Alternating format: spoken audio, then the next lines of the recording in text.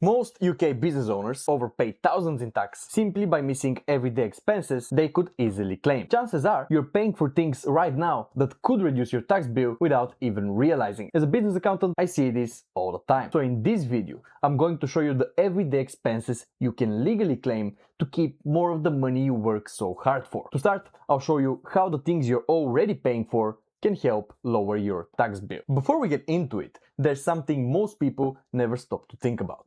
The average person in the UK right now works almost 5 months of the year just to pay tax. That's right. That means from January until roughly June, a huge chunk of what you earn disappears before you even get to enjoy it. But that's not a coincidence. The tax system has different rules depending on how you earn your money. Here's how that works. Let's say you earn £10.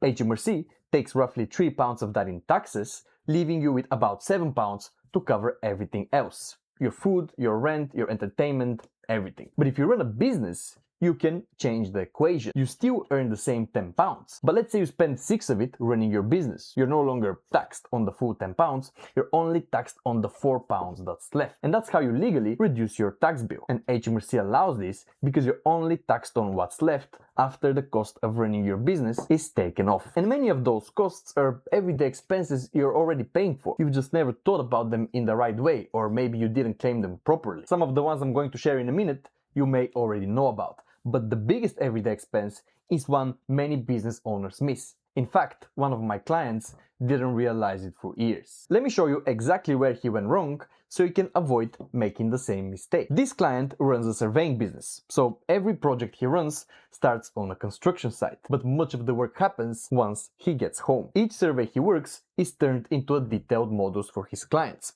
And when you add in the consultation calls, emails, and hours behind the computer, he ends up spending most of his working day at home. And like most business owners, he never realized that any of this could save him tax because it wasn't a proper office or formal business premises. So year after year, he paid for the electricity, heating, internet, and the space he worked from entirely out of his own pocket using money he had already paid tax on. When we finally sat down and looked at everything together, the numbers were actually shocking. He had been paying more tax than he needed for years because he had completely overlooked one of the biggest everyday claims available. And if you run any part of your business from home, there is a good chance you're doing exactly the same thing. I'm talking about what we broadly call home office expenses, and the rules are slightly different depending on whether you're a sole trader or you run a limited company. Let's start with the sole trader because it's simpler of the two. So HMRC gives you 2 ways to claim. The first is the easy option. You can claim a flat rate of up to £26 a month or £312 a year towards the extra household costs of working from home. And this depends on the hours that you spend working from home. It's simple, it's low risk, and you don't need to keep piles of paperwork. The second option takes a little bit more work, but it can save you more tax too. Instead of using the flat rate, you work out what you actually spend on your household bills in general,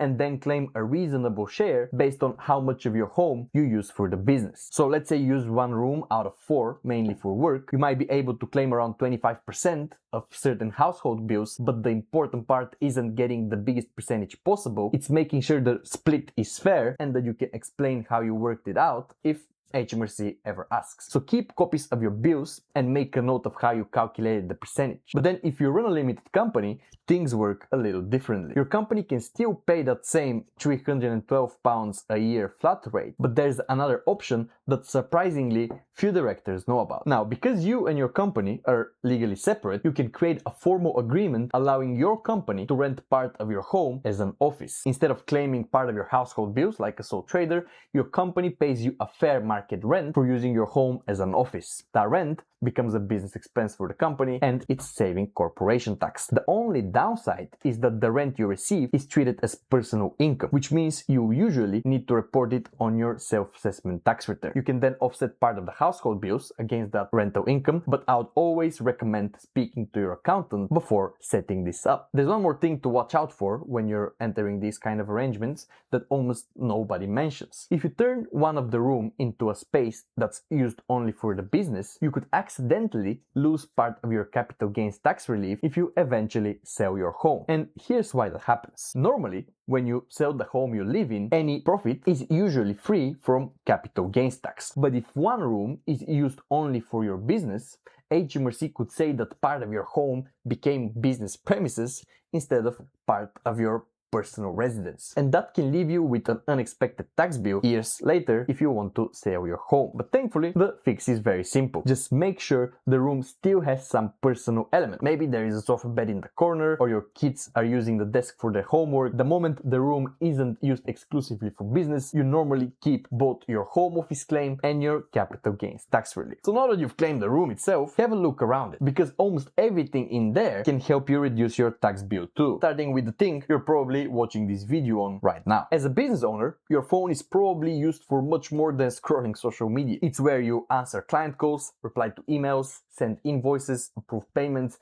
and maybe even use AI to help run your business. So why pay for it with money you've already paid tax on? If you run a limited company, you can put your mobile phone contract in the company's name. The company then pays the bill, claims the cost as a business expense, and you don't pay any extra personal tax on top. Unfortunately, sole traders don't get the same treatment.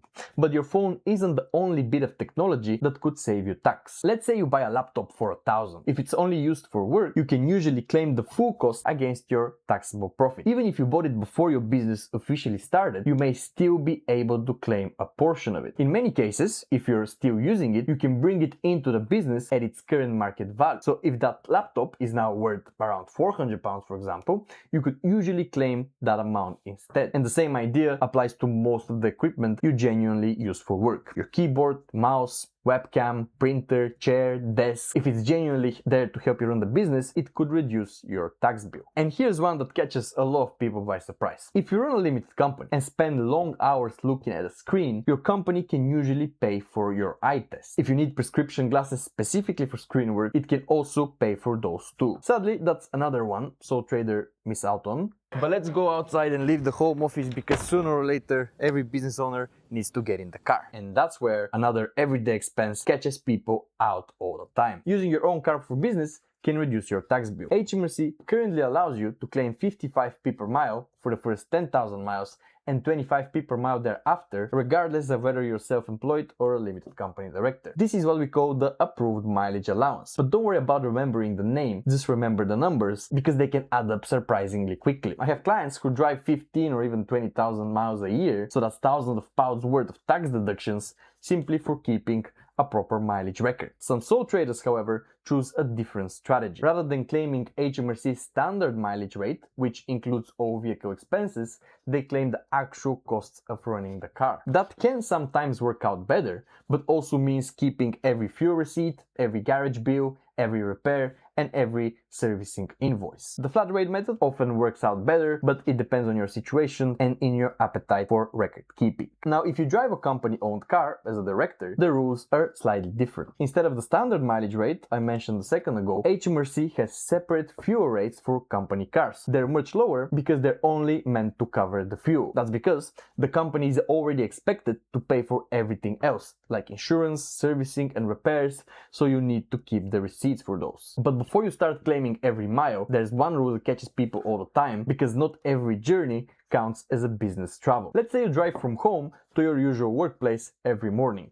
That's normally considered normal commute, so usually you can't claim it. But if you're traveling to different client sites or to a temporary work location, that's generally the sort of travel HMRC expects you to claim. So you've claimed the journey, you're on the job, and before you realize, it's lunchtime and you must be starving. You pull into Lidl, get yourself a sandwich and a drink, take a quick break in the car, then head back to finish this job. Question is, can you claim the food? And the answer is, in most circumstances, yes. If your work involves traveling to temporary locations or moving between different customers, buying yourself a reasonable lunch while you're working away can usually count as a business expense. And that applies to both sole traders and limited companies. Think of photographers working at weddings, consultants traveling between client offices, or surveyors working on different sites every day. But there is a line that you need to follow. You can't turn a normal lunch into a luxury day out. HMRC expects you to be sensible and reasonable. A sandwich, a coffee, Fish and chips after a long day, no problem. A 3-course meal at the Ritz with a bottle of vintage wine. It's a nice idea, but the taxman is not covering that one. So, lunch break finished, job done, time to go back home. As you're driving, you remember those Nike joggers you saw on the advert the other day. You think to yourself, if I only wear them while I'm working, surely I can claim them, right? Sounds reasonable. Unfortunately, HMRC doesn't agree. Everyday clothes aren't claimable even if you wear them only for work. The reason is actually quite simple.